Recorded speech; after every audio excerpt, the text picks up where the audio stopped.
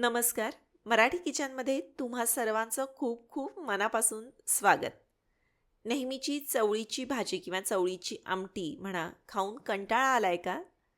किंवा घरात एखादी ताजी भाजी नसेल आणि मस्त काहीतरी चमचमीत गावरान खायची इच्छा झाली असेल, तर आज आपण बनवणार आहोत छानसे चवळीचे वडे आणि झणझणीत तर्रीदार अशी रस्साभाजी. नेहमी चवळीची भाजी खाऊन कंटाळा आलेले लोक देखील ही जी भाजी आहे ना ती मागून मागून खातील. चला तर मग वेळ न घालवता लगेच रेसिपीला सुरुवात करू. सगळ्यात आधी या ठिकाणी चवळी जी आहे ती भिजवून घेतलेली आहे. 1 वाटी किंवा अर्धा कपपेक्षा जास्त चवळी मी भिजत घातली होती. कमीत कमी 5-6 तास चवळी भिजवून घ्यायची किंवा सकाळी जर का करायचं असेल तर रात्रभर चवळी भिजवून घेतली तरीसुद्धा चालेल. आता वडे करण्यासाठी चवळी जी आहे ती भिजवल्यानंतर लगेच वाटून घ्यायला काढायची नाही, कारण याच्यामध्ये भरपूरचं पाणी राहिलेलं असतं. आधी चाळणीमध्ये याला 5 मिनिटं निथळण्यासाठी ठेवून द्या. एक्स्ट्राचं पाणी निथळलं तरीसुद्धा पाणी जे आहे ते राहिलेलं जर का असेल तर सरळ याला नॅपकिनवर पसरवून 5 मिनिटांसाठी असं ठेवून द्या फॅनखाली सुकण्यासाठी. म्हणजे जादाचं पाणी जे ते निघून जाईल. चवळीमध्ये जर का जास्त पाणी राहिलं तर वडे कुरकुरीत होणार नाही, पीठ पातळ होऊ शकतं. त्याच्यामुळं असं नॅपकिनवर जर का पसरवून ठेवलं तर बरं पडतं. त्यानंतर आता मिक्सरच्या भांड्यामध्ये 5-6 पाकळ्या लसूण, भरपूरशी हिरवी मिरची, अर्धा चमचा जिरे आणि 1 चमचा धणे हे असे जाडसर ओबडधोबड वाटून घेतले. हे बघा, धणे जे आहेत ते तुम्ही पाहू शकता असे अर्धवट वाटले गेले पाहिजेत, खूप जास्त एकसारखं बारीक नको व्हायला. त्यानंतर याच्यामध्ये चवळी काढून फिरवून घ्यायची आहे. पाणी न घालता याला फिरवून घ्या. थोडंसं जाडसर ओबडधोबड असं वाटून घ्यायचं आहे. अगदी बारीक एकसारखं मिश्रण याचं व्हायला नको. हे बघा, जर का तुम्ही बारीक चवळी भिजत घातलेली असेल तर अधूनमधून ही अशी चवळी याच्यामध्ये दिसते. याप्रमाणे सगळी चवळी जी आहे ती वाटून घेतलेली आहे. आता याच्यामध्ये आपण बाकीचे मसाले घालतो आहे. तर पाव चमचा हळद घातली, हिंग घातलेलं आहे. त्यानंतर थोडंसं लाल तिखट घातलं, चवीनुसार मीठ घालायचं आणि सगळं छान मिक्स करून घ्या. आता याच्यामध्ये एक बारीक चिरलेला कांदा घालायचा, भरपूरशी बारीक चिरलेली कोथिंबीर याच्यामध्ये घालायची आणि सगळं छान असं मिक्स करून घ्या. आता हे असं आपलं मिश्रण तयार झालं आहे. पण याचे जर का वडे केले तर तुम्ही पाहू शकता हे जे मिश्रण आहे त्याच्यामध्ये तितकासा चिकटपणा नाही आहे. त्यामुळं पीठ जरी मिळून आलं तरी हे जे वडे तेलामध्ये जर आपण सोडले तर वडे तेलामध्ये तळताना सुटू शकतात. त्यामुळं काय करायचं, याला पुरेसं बाइंडिंग येण्यासाठी आपण याच्यामध्ये घालत आहोत 2 चमचे बेसन पीठ. खूप जास्तही घालायचं नाही आहे, 2 पोह्याचे चमचे पीठ पुरेसं होतं. हे बघा, असं मिश्रणाला पुरेसा चिकटपणा येतो. आणि त्यानंतर या पिठाचे जर का वडे तुम्ही करून घेतले तर हे जे वडे आहेत ते व्यवस्थित याचं बाइंडिंग असं होतं आणि तेलामध्ये आता हे वडे सुटणार नाहीत. सगळ्या पिठाचे वडे जे आहेत ते एकदम करून ठेवू नका, ते राहणार नाहीत. काय करायचं, कढईमध्ये एका वेळी वडे जेवढे तुम्ही सोडणार आहात तेवढे वडे फक्त हातानं असं वळून घेतले आणि मग पुन्हा कढईमध्ये सोडताना पुन्हा एकदा याला हलक्या हातानं वळून घ्यायचं आणि मग कढईमध्ये सोडायचं. तेल चांगलं कडक तापवून घ्यायचं. छोट्या खोलगट कढईमध्ये तेल गरम करून घ्या, म्हणजे तेलही जास्त लागणार नाही. आणि हे जे वडे आहेत ते तेलामध्ये सोडले.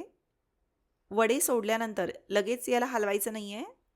एक 2 ते 3 मिनिटं वड्यांना सेट होऊ द्यायचं आणि मग याला खालीवर तुम्ही करू शकता. मध्यम आचेवर एकसारखं याला हलवत खालीवर करत वडे जे आहेत ते छान सोनेरी रंगावर तळून घ्यायचे. छान असा खरपूस रंग येऊ द्यायचा, म्हणजे मग वडे आतून कच्चे राहत नाहीत.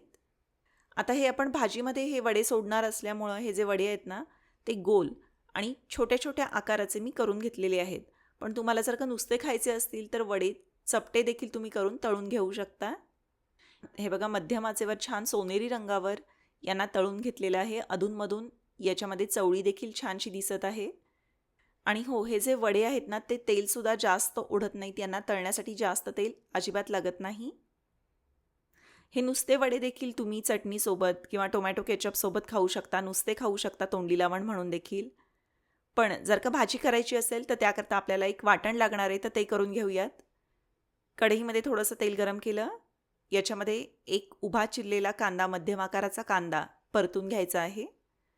कांदा थोडासा सोनेरी रंगावर परतून घ्या आणि मग याच्यामध्ये पाव कप सुक्या खोबऱ्याचे काप किंवा सुक्या खोबऱ्याचा कीस असेल तर तो घाला. खोबरंसुद्धा परतून घेतलं. आता याच्यामध्ये 7-8 पाकळ्या लसूण, छोटा आल्याचा तुकडा घातलेला आहे आणि हे एकदा परतून घ्या. त्यानंतर याच्यामध्ये एक छोटा टोमॅटो घातलेला आहे. टोमॅटोसुद्धा परतून घ्यायचा. साहित्य खूप जास्त वेळ शिजवायची गरज नाही, त्याचा कच्चेपणा जाईपर्यंत परतून घेतलं तरीसुद्धा पुरेसं होतं. गॅस बंद करण्यापूर्वी याच्यामध्ये थोडीशी कोथिंबीर घातली आणि सगळ्यात शेवटी चवळीचे वडे करताना जे भांडं वापरलं होतं ते विसळून उरलेली जी चवळी आहे तीसुद्धा वाटणामध्ये जर का वापरली तर रश्श्याला छान दाटसरपणा येतो. थंड झाल्यानंतर अगदी बारीक असं याचं वाटण तयार करून घ्यायचं. त्यानंतर कढईमध्ये तेल गरम केलं. तयार केलेलं वाटण याच्यामध्ये घालायचं. तुम्ही पाहू शकता हे जे वाटण आहे ते छान असं एकजीव वाटून घेतलं. याच्यामध्ये कुठंही आल्याचे, खोबऱ्याचे किंवा कांद्याचे तुकडे राहिलेले नाही आहेत. छान असं बारीक वाटून घेतलं आहे. 5 मिनिटं मध्यम आचेवर याला तेल सुटेपर्यंत चांगलं परतून घ्या आणि मग याच्यामध्ये सगळे मसाले घालायचे. हळद घातली आहे, लाल तिखट आवडीनुसार घातलं. कांदा लसूण मसाला किंवा घरगुती मसाला जो तुम्ही चवळीचा रस्सा करताना, चवळीची भाजी करताना वापरता तो मसाला याच्यामध्ये घालायचा आणि सगळं छान परतून घ्या. मिक्सरचं भांडं विसळून गरजेनुसार पाणी याच्यामध्ये वाढवलं. चवीनुसार मीठ घातलं आहे आणि रश्श्याला चांगली उकळी येऊ द्यायची. उकळी आली की मग तयार केलेले चवळीचे वडे याच्यामध्ये सोडायचे. आधी हे सगळं तयार करून ठेवलं आणि जेव्हा तुम्ही भाजी सर्व करणारे खाणारे तेव्हा रश्श्याला उकळी आणून त्याच्यामध्ये हे चवळीचे वडे जे आहेत ते सोडायचे आहेत.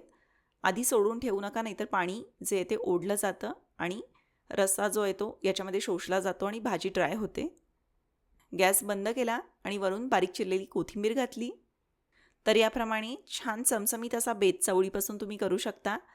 तर तुम्हाला आजची ही वेगळी आणि सोपी रेसिपी कशी वाटली ते मला कमेंट करून नक्की सांगा. रेसिपी आवडली तर मराठी किचनच्या व्हिडिओला लाईक करा, तुमच्या मित्रपरिवारासोबत व्हिडिओला शेअर करा आणि मराठी किचन चॅनलला सबस्क्राईब करायला अजिबात विसरू नका. पुन्हा भेटूयात अशाच नवीन चमचमीत गावरान रेसिपीसोबत. धन्यवाद.